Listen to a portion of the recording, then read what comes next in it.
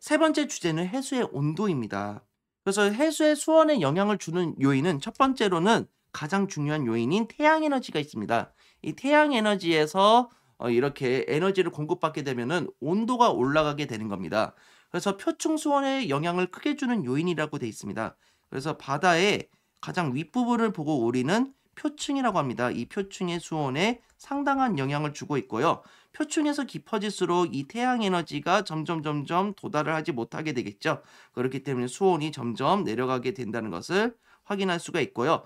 해수면 근처의 수온은 태양 에너지를 많이 받기 때문에 수온이 크다는 것을 알 수가 있고, 수심이 깊은 곳에서는 수온이 낮다는 점을 확인할 수 있습니다. 두 번째로 영향을 주는 것은 바람인데요. 그 아이스 커피를 드실 때 아이스 커피에 위에다 샷을 붓게 되면은 이렇게 아래쪽에는 우유가 있고 위쪽에는 커피가 있는 것을 확인할 수 있습니다. 그럼 위쪽은 뜨겁게 되고 아래쪽은 차갑게 되겠죠. 이거를 스푼으로 우리는 고루 섞어주면서 전체적으로 미지근한 커피를 만들게 되는 건데요.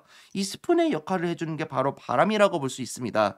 표층에서 해수를 섞어주면서 해수의 수온이 일정하게 나타난다는 점을 확인할 수가 있죠. 그래서 다시 한번 태양 에너지랑 바람이 해수의 수온에 영향을 준다라는 사실을 기억해 두셔야 됩니다. 그래서 해수의 층상 구조는요, 깊이에 따른 수온 분포에 따라서 해수를 세 개의 층으로 나누게 됩니다. 그래서 첫 번째 혼합층 같은 경우는요, 태양 에너지도 많이 받게 되고 바람도 불게 되면서 많이 섞이게 되겠죠. 그래서 높은 온도에서 일정한 온도의 층이 나타나게 되는데, 이런 것을 보고 우리는 혼합층이라고 합니다. 수온약층은 이제 그 바람의 영향을 거의 없다고 보시면 돼요.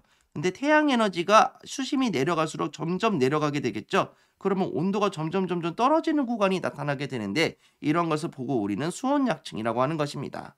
그리고 마지막으로 태양 에너지의 영향도 전혀 없고 일정한 수온의 구간이 생기게 되는데, 이런 것을 보고 우리는 심해층이라고 하는 것입니다. 그래서 이렇게 세 개의 층을 이룬다고 해서요, 이런 걸 보고 우리는 층상구조라는 표현을 쓰게 되는 겁니다. 그러면은 하나하나씩 살펴보도록 하겠습니다. 자, 혼합층 같은 경우는 태양 에너지가 대부분 흡수됩니다. 그래서 상당히 수온이 높다라는 것을 확인할 수가 있고요. 바람이 해수를 저어주기 때문에 수온이 일정해지는 것을 확인할 수가 있습니다. 자, 그래서 이렇게 혼합층이 형성이 되는 걸 알 수 있는데, 여름철에는 한 요렇게 된다고 보신다면은 겨울철 같은 경우에는 바람이 더 많이 불겠죠. 하지만 태양 에너지가 조금 더 적게 들어오기 때문에 이렇게 길게 나온다는 것을 확인할 수가 있습니다. 그래서 바람이 많이 부는 경우에는 이렇게 혼합층이 두꺼워진다는 것도 확인할 수가 있죠. 그래서 바람이 많이 불수록 혼합층이 두꺼워진다는 사실도 기억해 두시면 좋습니다. 자, 수온약층 같은 경우는 혼합층 아래에 수온이 급격하게 낮아지면서 매우 안정한 층입니다. 그래서 여러분이 좀 알고 계시면 좋은 게, 뜨거운 거 같은 경우는 밀도가 작습니다. 그리고 차가운 거 같은 경우는 밀도가 큽니다. 위쪽은 뜨겁고 아래쪽은 차갑다 보니까 뜨거운 물이 굳이 아래쪽으로 내려갈 필요도 없고 차가운 물이 굳이 위쪽으로 올라갈 필요도 없는 겁니다. 그래서 무겁고 차가운 해수가 아래쪽에 있고 가볍고 따뜻한 해수가 위쪽에 있습니다. 따라서 해수가 잘 섞이지 않습니다. 섞이지 않으면서 안정하다라는 표현을 쓰게 됩니다. 우리가 소화제를 먹었을 때 속이 편안해지죠. 안정해지죠. 그래서 이 약이라는 뜻이 안정하다라는 것을 뜻하기도 합니다. 그래서 대류 현상이 일어나지 않으면서 안정한 층이기 때문에 이렇게 수온약층이라고 표현을 해놓는 것입니다. 다시 한번 정리해보면 따뜻한 해수, 즉 따뜻한 것은 밀도가 작기 때문에 위로 올라가 있고, 차가운 해수, 즉 차가운 것은 밀도가 크기 때문에 아래로 내려가 있습니다. 따라서 이렇게 섞이지가 않는다는 것을 확인할 수 있죠. 천장형 에어컨 한번 생각해 보시면 좋을 것 같아요.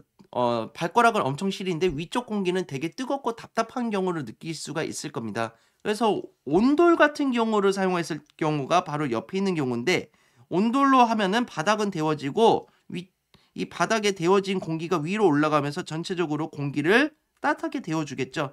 엄청나게 건조해지지 않으면서도 그 전체적인 미지근한 상황을 만들 수가 있다라는 겁니다. 그래서 이렇게 만약에 따뜻한 물이 밑에 있고 차가운 게 위에 있으면 미지근한 물이 이렇게 만들어진다는 것을 확인할 수도 있죠. 마지막은 심해층은 태양 에너지도 도달하지 못하기 때문에 엄청나게 낮은 온도를 일정한 구간이 유지가 되고 있습니다. 그래서 수온 약층 아래 수온이 낮고 변화가 거의 없는 층을 보고 우리는 심해층이라고 하는 것이고요. 혼합층 같은 경우는 0에서 200m 정도 되고 수온약층 같은 경우는 200에서 1000m니까 한 800m 정도 되겠죠. 그런데 심해층 같은 경우는 1000m에서 거의 10,000m까지도 내려가기 때문에 부피가 제일 크다는 것을 알 수 있습니다.